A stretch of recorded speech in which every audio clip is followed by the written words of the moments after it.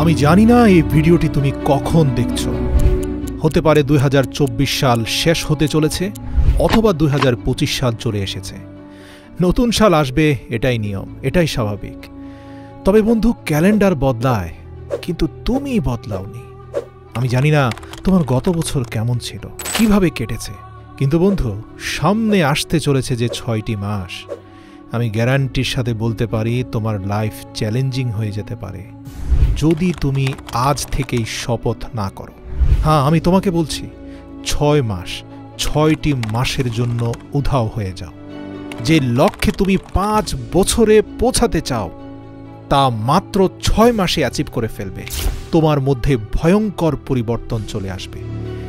বিশ্বাস হচ্ছে না? আজকের তারিখটা তুমি নোট করে নাও, আর ভিডিওর মধ্যে ডুবে যাওয়ার আগে দয়া করে যা কিছু অতিরিক্ত করছো তা বন্ধ করে দাও। 6 মাসের জন্য উধাও হয়ে যাও। সামনে আসতে চলেছে 6 মাসের জন্য ভুলে যাও তোমার দুনিয়াতে বন্ধু আছে। বিশ্বাস করো, কেউ কোথাও যাবে না তোমাকে ছেড়ে। 6 মাসের জন্য দরজা বন্ধ করে দাও, দূরে চলে যাও এসব ডিস্ট্রাকশন থেকে। মানে 6 মাস তোমাকে দুনিয়ার মানুষ থেকে উধাও হয়ে যেতে হবে, নিজেকে আইসোলেট করে ফেলতে হবে, ঠিক যেভাবে করোনা কালে মানুষ আইসোলেশনে চলে যেত, যেখানে শুধু তুমি, তোমার মাইন্ড, বডি আর তোমার লক্ষ্য, তোমার উদ্দেশ্য, তোমার জীবন থাকবে। কি ভাবছো? 6 মাস, এত বেশি সময়? বন্ধু, এটা শুনতে হয়তো অনেক বড় লাগছে, কিন্তু এটাও তো চিন্তা করো যে এটা তুমি তোমার লাইফ আর স্বপ্নের জন্য করছো। এটার মধ্যে যেই আসুক, যত ধরনের মানুষ যত কথাই তোমাকে বুঝাক, যত টাকা পয়সার লোভ আসুক, যে যেইভাবে তোমাকে বুঝাক না কেন, মনে করবে তারা ফালতু কথা বলছে। তোমার বন্ধু নিজের স্বার্থের জন্য তোমাকে কাছে ডাকছে। বিশ্বাস করো, তোমার যাওয়া না যাওয়া নিয়ে কিচ্ছু যায় আসে না।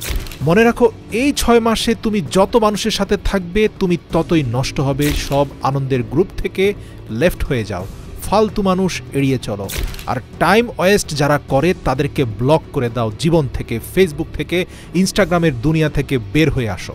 তোমার কাজ আছে জরুরি, এটা বলে শেষ করো চ্যাটিং। মেসেজ টাইপ করে নিজের সময় নষ্ট করো না।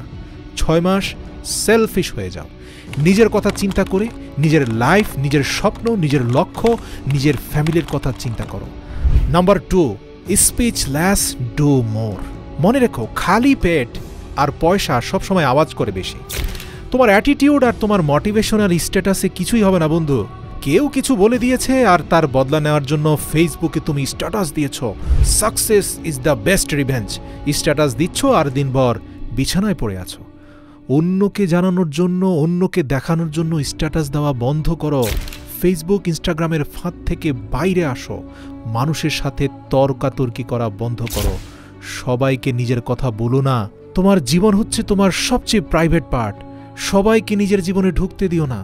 কখনো ভেবেছো তোমার মোটিভেশন কেন সবসময় ঠান্ডা হয়ে যায়? কারণ তুমি এমন মানুষদের সাথে থাকো যারা তোমার সব এনার্জি চুষে নিয়ে তোমাকে খালি খোসা বানিয়ে ছেড়ে দেয়। এরকম বন্ধুত্ব থেকে বাইরে আসো। মানুষকে নিয়ে সমালোচনা করা, অন্যকে নিয়ে চিন্তা করা ছেড়ে দাও। যদি তুমি না থাকো, দুনিয়া থেমে যাবে না। তোমার থেকে শ্রেষ্ঠ মানুষটা দুনিয়া থেকে চলে গেছে বলে দুনিয়ার কিচ্ছু যায় আসেনি। তোমার না থাকা নিয়েও কিচ্ছু যায় আসে না। দুনিয়া যেভাবে চলছে সেভাবেই চলতে থাকবে। মরে যাওয়া মানুষকে মানুষ একদিনে ভুলে যায়। কি যায় আসে কে তোমাকে নিয়ে কি ভাবছে না ভাবছে? আর যদি তোমার এতই ফিলিংস হয়, মানুষের কথায় যদি এতই কষ্ট হয়, দয়া করে অনুরোধ করি 3 নম্বর পয়েন্টটা মুখস্থ রাখো। মানে নিজের ফিলিংসগুলোকে জ্বালিয়ে দাও এই 6 মাসের জন্য। এই যে খিটখিটে মেজাজ হয়ে যাচ্ছে, ডিমোটিভেটেড হয়ে যাচ্ছ, মারাত্মক টেনশন হচ্ছে, তাহলে দয়া করে একটা কাগজ নাও আর লেখো কেন তোমার আত্মবিশ্বাস হারিয়ে যাচ্ছে, কেন এত টেনশন তোমার। যত রাগ, অভিমান, নেগেটিভ এক্সপেরিয়েন্স সব কিছু কাগজে লেখো, তারপর আগুন দিয়ে তা জ্বালিয়ে পুড়িয়ে তছনছ করে দাও। দেখবে তোমার ভেতরের ফিলিংসগুলো জ্বলে পড়ে ছাই হয়ে গেছে, একদম খালি হয়ে যাও। আর যদি বলতেই চাও, মানুষকে না বলে শুধু নিজের সৃষ্টিকর্তাকে বলো। রাতের আধারে হাত তুলে প্রার্থনায় তাকে বলো। মনে রেখো, মানুষকে নিজের কষ্টের কথা বলে নিজের দুর্বলতা প্রকাশ করে দিও না, বরং সৃষ্টিকর্তাকে বলে আধ্যাত্মিক শক্তি অর্জন করো। মনে রেখো, তোমার চোখের পানি মোছার জন্য কেউ আসবে না, সবাই বেইমানি করে চলে যাবে। Number 4 point, think you like a product. দেখো, 21 দিন তুমি যা খাবে, তুমি যেভাবে দেখবে, তুমি যা করবে, তুমি যা শিখবে, আমি গ্যারান্টির সাথে বলতে পারি তুমি ঠিক ওই রকম হয়ে যাবে। মানে এটা তোমার অভ্যেস হয়ে যাবে। দেখো, লোহা 21 দিন চুম্বকের সাথে থাকলে চুম্বকের মতো হয়ে যায়, কিন্তু আবার কিছুদিন দূরে থাকলে সে আবার লোহা হয়ে যায়, মানে যেমনটা ছিল তেমন হয়ে যায়। মনে রাখবে, তুমি হচ্ছ তোমার হ্যাবিটের গোলাম, তোমার অভ্যেসের দাস। তোমার হ্যাবিট নিশ্চিত করবে তোমার সাকসেস। নিজেকে একটা প্রোডাক্টের মতো ভাবো। এটা চিন্তা করো যে যদি কোনো গাড়িতে খারাপ তেল যায় তাহলে সে গাড়ি কতদিন চলতে পারে। তুমি তোমার ব্রেনকে যত ভালো জিনিস দেবে তত ভালো ডিসিশন নিতে পারবে তোমার ব্রেন। তোমার হাতে থাকা মোবাইলটাও তো আপডেট নেয় বন্ধু, তাহলে তুমি কেন নিজেকে আপডেট করছো না? কেন নিজের মাইন্ডকে খারাপ অশ্লীল ভিডিওতে ডুবিয়ে রেখেছ? কেন ইনস্টাগ্রাম, নেটফ্লিক্স আর নাটক সিনেমার জগতে তুমি ডুব দিয়েছ? এসব বন্ধ করো আর নিজের মাইন্ডকে 100 ভাগ ফ্রেশ করে ফেলো। হ্যাঁ, ওই যে বলছিলাম, মেজাজ খারাপ হয়ে যায়, মাথা ব্যথা করে, লক্ষ্য এবং উদ্দেশ্যের দিকে ফোকাস করতে পারছো না, মনোযোগ দিতে পারছো না। এর কারণ কি জানো? তোমার শরীরকে তুমি ভালো খাবার দিচ্ছ না, যত সব জাঙ্ক ফুড, অস্বাস্থ্যকর খাবার তুমি খাচ্ছ। মনে রেখো, খারাপ তেলে যেমন গাড়ি নষ্ট হয়, খারাপ খাদ্যে তোমার শরীর, তোমার মস্তিষ্কের ক্ষমতা নষ্ট হয়। বিশ্বাস করো, মনোযোগ দিতে না পারলে প্রতি সপ্তাহে 4 দিন রুটি খাওয়ার বদলে কাঁচা বাদাম খাও।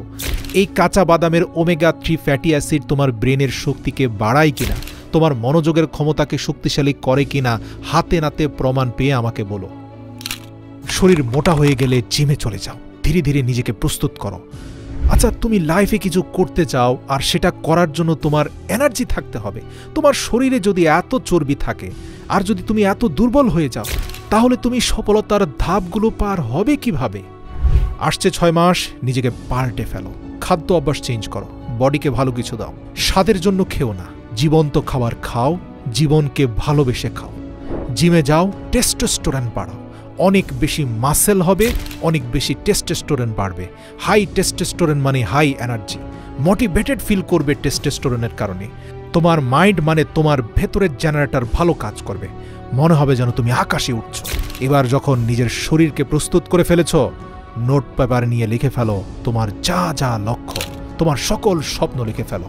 1 বছর কি করতে চাও আলাদা লিখো, 6 মাসে কি করতে চাও আলাদা লিখো, 1 মাস, 1 সপ্তাহ, এমনকি দৈনিক কি করতে চাও তাও লেখো। মনে রেখো, নিজের গোলকে যত ছোট করে অ্যাচিভ করবে তত তাড়াতাড়ি তা অ্যাচিভ হয়ে যাবে। আর যত বেশি অ্যাচিভমেন্ট হবে, তোমার আত্মবিশ্বাসের শক্তি তত তীব্র এবং শক্তিশালী হবে। আচ্ছা, ধরো তুমি ফেসবুকে 10 লক্ষ টাকার পণ্য বিক্রি করতে চাও। তার জন্য তোমাকে ডিজিটাল মার্কেটিং শিখতে হবে, প্রপার গাইডলাইন মেনটেন করে চলতে হবে। একদিনে তো সম্ভব নয়, তার জন্য তোমাকে পরিশ্রম করতে হবে, ডিসিপ্লিন মেনতে হবে, প্রপার ট্রেনিংয়ের দরকার হবে। এরপরে তোমার গোলে স্ট্রাইক করতে হবে। মোটিভেশন দেখে কিচ্ছু হবে না। 6 মাস পরিশ্রম করার জন্য ভেতর থেকে মোটিভেশন আসতে হবে। তোমার উদ্দেশ্য ক্লিয়ার হতে হবে। তুমি সাকসেসফুল কেন হতে চাও? প্রশ্ন করো তো।